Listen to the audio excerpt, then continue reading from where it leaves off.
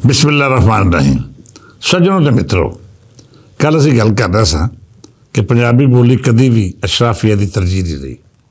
ਸਗੋਂ ਇਸ ਬੋਲੀ ਦੇ ਖਿਲਾਫ ਹੋਣ ਵਾਲੀਆਂ ਸਾਜ਼ਿਸ਼ਾਂ ਵਿੱਚ ਅਸ਼ਰਾਫੀਆ ਨੇ ਹਰ ਉਹ ਗੰਦੀ ਸਿਆਸਤ ਧਰਬਾ ਵਰਤਿਆ ਜਿਹਦੇ ਨਾਲ ਪੰਜਾਬੀ ਨੂੰ ਨੁਕਸਾਨ ਪਹੁੰਚਾਇਆ ਜਾ ਸਕਦਾ ਸੀ। ਇੰਝ ਹੀ ਪੰਜਾਬ ਦੇ ਸਿਆਸਤਦਾਨ ਵੀ ਕਦੀ ਬੋਲੀ ਦੇ ਸੱਕੇ ਨਹੀਂ ਰਹੇ। ਖਾਸ ਕਰ ਨਵਾਜ਼ ਲੀਗ ਦਾ ਹਵਾਲਾ ਦੇਵਾਂਗਾ, ਜਿਹਨੂੰ ਪੰਜਾਬ ਦੀ ਲੁਕਾਈ ਨੇ ਹਮੇਸ਼ਾ ਰਾਜ ਸਿੰਘਾਸਣ ਉੱਤੇ ਪਾਇਆ, ਪਰ ਇਸ ਜਮਾਤ ਨੇ ਹਮੇਸ਼ਾ ਪੰਜਾਬ ਦੇ ਮਫਾਦਾਂ ਉੱਤੇ ਸੌਦੇਬਾਜ਼ੀ ਕੀਤੀ। ਖਾਸ ਤੌਰ 'ਤੇ ਕਾਲਾਬਾਗ ਡੈਮ ਦੀ ਗੰਦੀ ਸਿਆਸਤ ਵਿੱਚ ਨਵਾਜ਼ ਲੀਗ ਨੇ ਪੰਜਾਬ ਮੁਖਾਲਫਾਂ ਦੇ ਖਿਲਾਫ ਪੰਜਾਬੀਆਂ ਦਾ ਮੁਕੱਦਮਾ ਉਂਝ ਨਹੀਂ ਲੜਿਆ ਜਿਵੇਂ ਲੜਨ ਦਾ ਹੱਕ ਸੀ। ਇਹਦੇ ਨਾਲ ਨਾਲ ਉਜ਼ਮਾ ਰੂਮੀ ਹੋਈ ਜੋ ਫਰਮਾ ਰਹੀਆਂ ਨੇ ਕਿ ਜਾਗ ਪੰਜਾਬੀ ਜਾਗ ਦਾ ਨਾਅਰਾ ਉਸ ਅਸ਼ਰਾਫੀਆ ਜਾਂ ਸਿਆਸੀ ਅਲੀਟ ਨੇ ਲਾਇਆ ਜਿਹੜੀ ਆਮ ਲੋਕਾਂ ਨੂੰ ਆਪਣੇ ਮੁਫਾਦਾਂ ਲਈ ਵਰਤਣਾ ਚਾਹੁੰਦੀ ਸੀ। ਮੈਂ ਉਜ਼ਮਾ ਬੀਬੀ ਨੂੰ ਵਾਜ਼ੇ ਕਰਨਾ ਚਾਹੁੰਦਾ ਹਾਂ ਕਿ ਜਿਸ ਸਿਆਸੀ ਅਲੀਟ ਵੱਲ ਉਹ ਇਸ਼ਾਰਾ ਕਰ ਰਹੀਆਂ ਨੇ, ਉਹਨੂੰ ਇਹ ਨਾਅਰਾ ਲਾਉਣ ਦਾ ਫਾਇਦਾ ਘੱਟ ਅਤੇ ਨੁਕਸਾਨ ਚੋਖਾ ਹੋਇਆ। ਉਂਝ ਵੀ ਨਵਾਜ਼ ਲੀਗ ਨੇ ਕਦੀ ਵੀ ਪੰਜਾਬ ਦੀ ਆਰਥਿਕ ਮਹਦੂਦ ਸਿਆਸਤ ਨਹੀਂ ਕੀਤੀ। ਆਮ ਪੰਜਾਬੀ ਨੂੰ ਅਤੇ ਨਵਾਜ਼ ਲੀਗ ਨਾਲ ਇਹੋ ਗਿਲਾ ਹੈ ਕਿ ਉਹ ਪੰਜਾਬੀ ਦੀ ਗੱਲ ਨਹੀਂ ਕਰਦੇ। ਪੰਜਾਬ ਇਸ ਜਮਾਤ ਨੂੰ ਵੋਟ ਦਿੰਦਾ ਹੈ, ਪਰ ਇਹ ਪੰਜਾਬ ਦਾ ਮੁਕੱਦਮਾ ਲੜਨ ਦੀ ਬਜਾਏ ਦੂਜੇ ਸੂਬਿਆਂ ਦੇ ਮਫਾਦਾਂ ਦੇ ਵਕੀਲ ਜ਼ਿਆਦਾ ਬਣ ਜਾਂਦੇ ਨੇ। ਲਿਹਾਜ਼ਾ ਉਹਨਾਂ ਦੀ ਸਿਆਸਤ ਨੂੰ ਕਿਸੇ ਆਜ਼ ਖੁਦ ਦਾਨਸ਼ਵਰ ਦਾ ਇਹ ਆਖ ਦੇਣਾ ਕਿ ਉਹ ਪੰਜਾਬੀ ਬੋਲੀ ਨੂੰ ਆਪਣਾ ਹਥਿਆਰ ਬਣਾ ਕੇ ਵਰਤਦੇ ਨੇ ਅਤੇ ਖਾਲਸਤਾ ਜਹਾਲਤ ਹੈ। ਇਹ ਗੱਲ ਉਹ ਹੀ ਕਰ ਸਕਦਾ ਹੈ ਜਿਹਨੂੰ ਪੰਜਾਬ ਦੇ ਜ਼ਮੀਨੀ ਹਕਾਇਕ ਤੋਂ ਰੱਤੀ ਬਰਾਬਰ ਵਾਕਫੀਅਤ ਨਹੀਂ। ਸਾਡੇ ਸਣੇ ਹਰ ਬੰਦੇ ਨੂੰ ਨਵਾਜ਼ ਲੀਗ ਨਾਲ ਇਹੋ ਸ਼ਿਕਾਇਤ ਰਹੀ ਹੈ ਕਿ ਉਹਨੇ ਕਦੀ ਵੀ ਪੰਜਾਬੀਆਂ ਦੇ ਮਸਲੇ ਉੱਤੇ ਗੱਲ ਨਹੀਂ ਕੀਤੀ, ਸਗੋਂ ਹਮੇਸ਼ਾ ਦੂਜਿਆਂ ਨੂੰ ਵਜ਼ਾਹਤ ਹੀ ਦਿੰਦੇ ਰਹੇ ਕਿ ਪੰਜਾਬ ਤੁਹਾਡਾ ਹੱਕ ਨਹੀਂ ਮਾਰ ਰਿਹਾ। ਇਹਨਾਂ ਨੇ ਪੰਜਾਬੀਆਂ ਦੇ ਵਸਾਇਲ ਨੂੰ ਸਿਰਫ ਔਰ ਸਿਰਫ ਆਪਣੀ ਸਿਆਸਤ ਲਈ ਦੂਜੇ ਸੂਬਿਆਂ ਦੇ ਮਸਲੇ ਹੱਲ ਕਰਨ ਲਈ ਇਸਤੇਮਾਲ ਕੀਤਾ, ਪਰ ਕਦੀ ਵੀ ਪੰਜਾਬੀ ਕੌਮ ਪ੍ਰਸਤਾਂ ਦੇ ਮੁਤਾਲਬਾਤ ਨੂੰ ਉਂਝ ਨਹੀਂ ਮੰਨਿਆ ਜਿਵੇਂ ਸਿੰਧ ਵਿੱਚ ਪੀਪਲਜ਼ ਪਾਰਟੀ, KP ਵਿੱਚ PTI ਜਾਂ ANP ਅਤੇ ਬਲੋਚਿਸਤਾਨ ਵਿੱਚ ਹਰ ਉਹ ਜਮਾਤ ਜਿਹਦਾ ਤਾਲੁਕ ਕਿਸੇ ਵੀ ਵੱਡੇ ਇਤਿਹਾਦ ਨਾਲ ਕਿਉਂ ਨਾ ਹੋਵੇ, ਉਹਨੇ ਆਪਣੇ ਮੁਕਾਮੀ ਲੋਕਾਂ ਦੇ ਹੱਕਾਂ ਲਈ ਜੰਗ ਕੀਤੀ।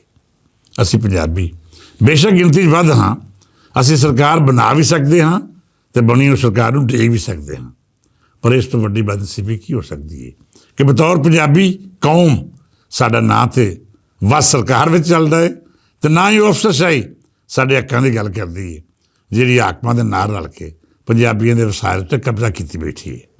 ਇਹ ਦੋਵੇਂ ਟੋਲੇ ਅਫਸਰਸ਼ਾਹੀ ਅਤੇ ਸਰਕਾਰ, ਜਿਹਨੂੰ ਉਜ਼ਮਾ ਰੂਮੀ ਦੇ ਜਾਲੀ ਦਾਨਸ਼ਵਰ ਅਤੇ ਮੁਹੱਕਕ ਇਹ ਨਾਂ ਦਿੰਦੇ ਨੇ ਕਿ ਇਹਨੇ ਹਮੇਸ਼ਾ ਪੰਜਾਬੀ ਕੌਮ ਪ੍ਰਸਤੀ ਦਾ ਨਾਅਰਾ ਲਾ ਕੇ ਲੁਕਾਈ ਨੂੰ ਬੇਵਕੂਫ ਬਣਾਇਆ ਹੈ।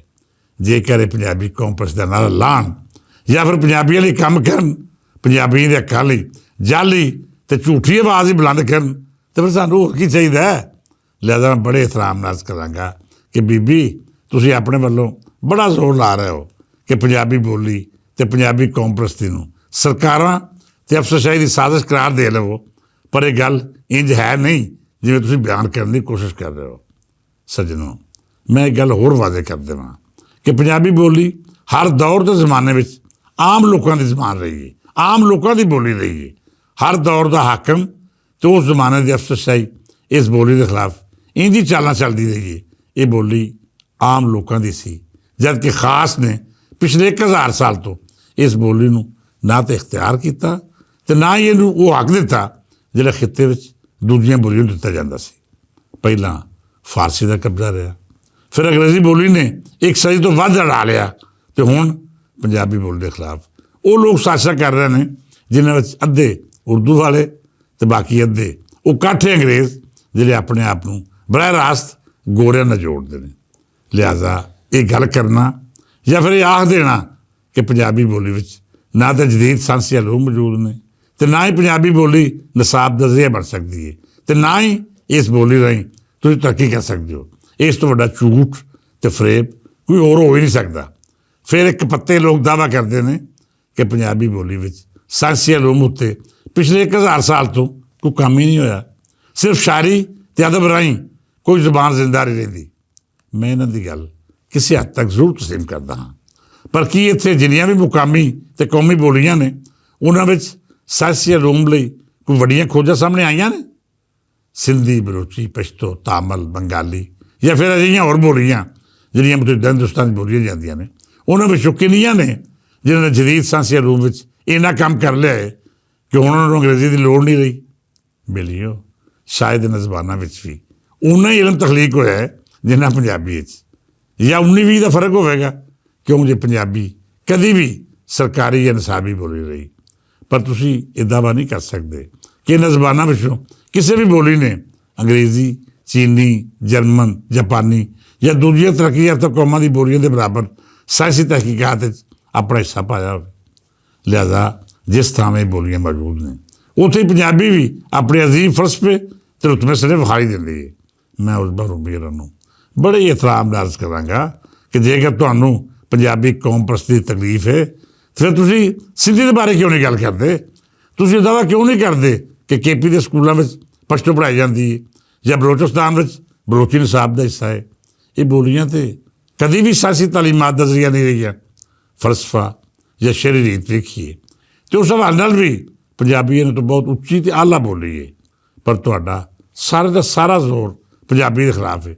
ਇਹਦੀ ਵਜ੍ਹਾ ਕੋਈ ਹੋਰ ਨਹੀਂ ਬਲਕਿ ਸਦੀਆਂ ਤੋਂ ਮੌਜੂਦ ਅਸ਼ਰਾਫੀਆ ਦਾ ਉਹ ਬੁਗਜ਼ ਹੈ ਜਿਹਦਾ ਇਜ਼ਹਾਰ ਕਦੀ ਉਹ ਆਪਣੀ ਦਾਨਸ਼ਵਰਾਈ ਕਰਦੀ ਹੈ ਅਤੇ ਕਦੀ ਜੇਕਰ ਉਹਦੇ ਕੋਲ ਇਖਤਿਆਰ ਹੋਵੇ ਤਾਂ ਉਹ ਪੰਜਾਬੀ ਨੂੰ ਮਾਰ ਮੁਕਾਉਣ ਦੀਆਂ ਸਾਜ਼ਿਸ਼ਾਂ ਕਰਕੇ ਇਸ ਨਫ਼ਰਤ ਦੀ ਤਸਕੀਨ ਕਰਦੀ ਹੈ। ਲਿਹਾਜ਼ਾ ਮੈਂ ਖੁੱਲ੍ਹੇ ਡੁੱਲੇ ਅੱਖਰਾਂ ਵਿੱਚ ਇਹੋ ਆਖਾਂਗਾ ਕਿ ਉਸਮਾਨ ਰੂਮੀ ਹੋਰਾਂ ਨੇ ਜਿੰਨੀ ਵੀ ਗੱਲਬਾਤ ਕੀਤੀ, ਜੇ ਉਹਨਾਂ ਦੇ ਦਾਅਵੇ ਨੇ ਉਹਨਾਂ ਵਿੱਚ ਦੋ ਹੀ ਸ਼ੈਵਾਂ ਵਿਖਾਈ ਦਿੰਦੀਆਂ ਨੇ।